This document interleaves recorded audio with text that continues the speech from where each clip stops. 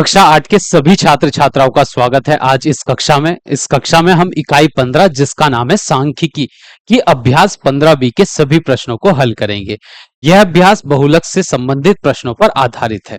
बहुत छोटी सी अभ्यास है, तो चलिए शुरू करते हैं आज की इस क्लास के प्रश्नों को हल करना। तो अभ्यास 15 बी का पहला प्रश्न आपके सामने है। प्रश्न संख्या 1 है। यहाँ पर प्रश्न संख्या 1 है, इसमें कुछ आंकड़े दिए गए हैं 12, 12, 13, 12 और 10 का बहुलक बताइए। अब इन आंकड़ों का हमको बहुलक बताना है, तो बहुलक कैसे ज्ञात करते हैं? जो भी आंकड़े हमको प्रश्न में दिए जाएंगे उन आंकड़ों में जो पद सबसे अधिक बार आता है, जिस पद की सबसे अधिक बारंबारता होती है, वही पद उन आंकड़ों का बहुलक कहलाता है। तो जैसे इन आंकड़ों में देखिए, पद 12 जो है 1, 2, 3 बार आया है। फिर उसके बाद पद 13 जो है वह एक बार है और पद 10 जो है वह भी एक बार है।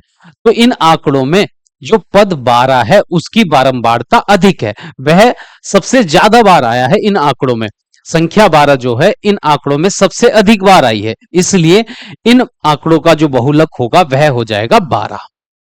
तो लिखते हैं बहुलक बराबर 12, क्योंकि 12 की बारंबारता सबसे अधिक है।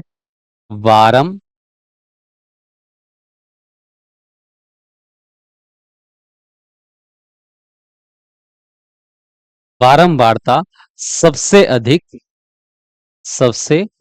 अधिक है, इसलिए इन आंकड़ों का जो बहुलक है वह 12 है।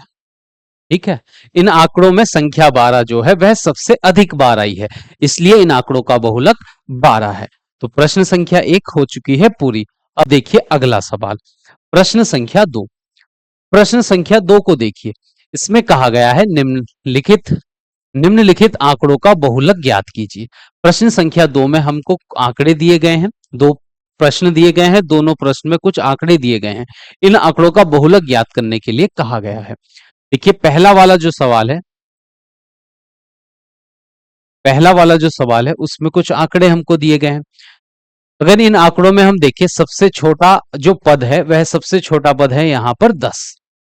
ठीक है, इन आंकड़ों की अगर हम बारंबारता सारणी बना लें, इनको एक सारणी में प्रदर्शित कर लेते हैं। सवाल नंबर 1 में जो आंकड़े दिए गए हैं इनको हम एक तालिका में प्रदर्शित करेंगे। पहली तालिका के पहले स्तंभ में हम लिखेंगे पद और दूसरे स्तंभ में हम उनकी लिखेंगे बारंबारता।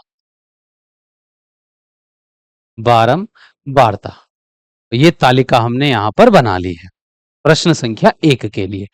अब यहां पर देखिए, पद सबसे छोटा पद यहां पर 10 है, तो 10 कितनी बार है ये देखेंगे, 1, 2 बार है 10, तो 10 की बारंबारता हो जाएगी 2।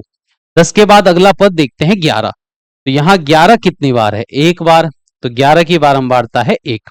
11 के बाद अगला पद है 12, 12 की बारंबारता कितनी है, 12 कितनी बार है इनमें, 1, 2, 3, 4, तो पद 12 की जो बारंबारता हो जाएगी वह होगी 4।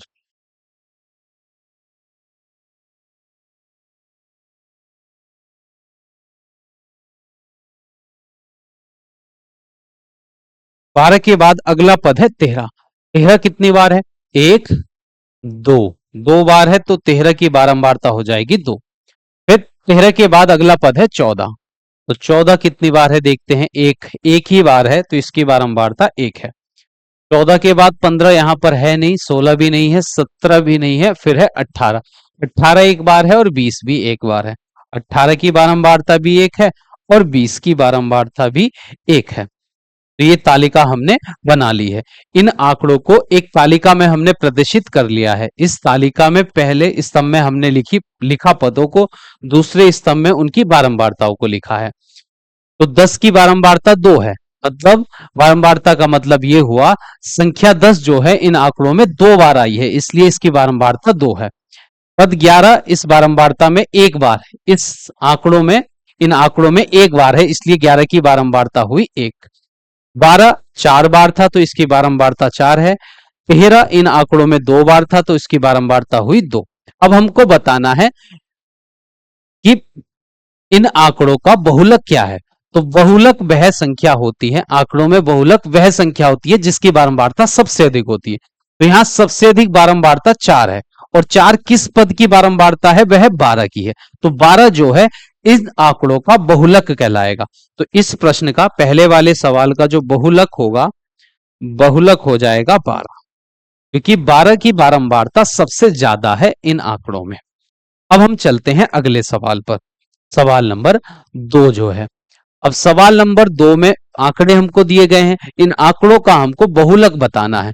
तो पहले इन आंकड़ों को हम एक तालिका में प्रदर्शित कर लेंगे और इस तालिका का पहले स्तंभ में हम पद लिखेंगे, दूसरे स्तंभ में उनकी बारंबारता को लिखेंगे। तो एक तरफ हम लिखते हैं पद और दूसरी तरफ लिख लेते हैं बारंबारता।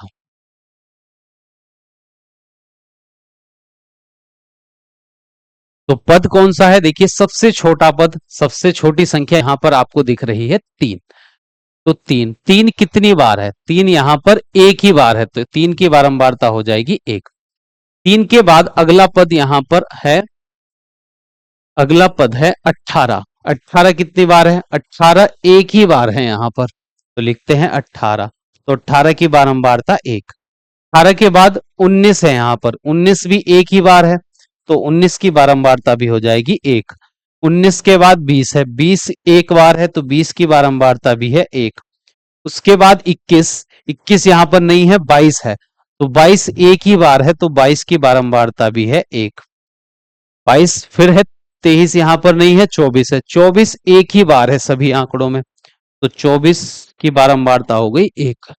24 नहीं, 25 था यहां पर, ये 25 एक बार था, तो 25 की बारंबारता 1।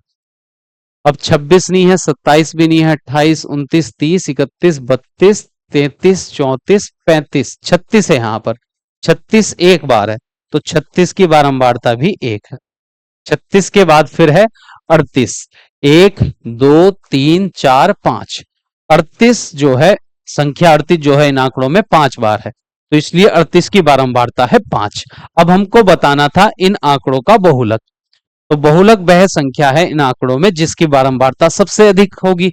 तो यहां पर 38 की बारंबारता सबसे अधिक है, 5, 5 बार 38 आया है, तो बहुलक हो जाएगा इस प्रश्न का 38। बहुलक बराबर 38। 38 इस सवाल का सही उत्तर है। तो प्रश्न संख्या 2 कंप्लीट हो चुकी है। अब हम चलते हैं अगले प्रश्न पर। प्रश्न संख्या 3 देखिए।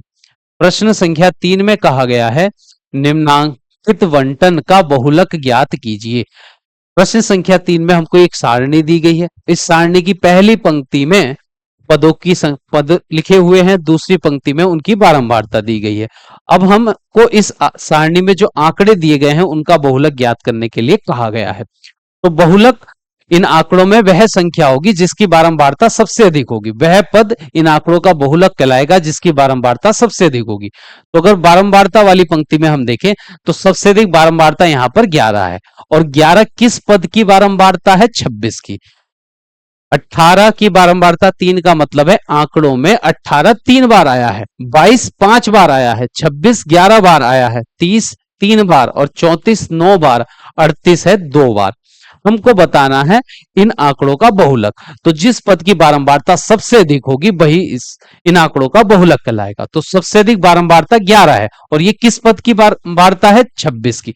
तो 26 सबसे अधिक बार आया है, 11 बार आया है इन आंकड़ों में, इसलिए इन आंकड़ों का जो बहुलक होगा वह कहलाएगा 26। बहुलक बराबर 26। तो 26 इस प्रश्न का हो जाएगा सही उत्तर, क्योंकि 26 की बारंबारता सबसे अधिक है।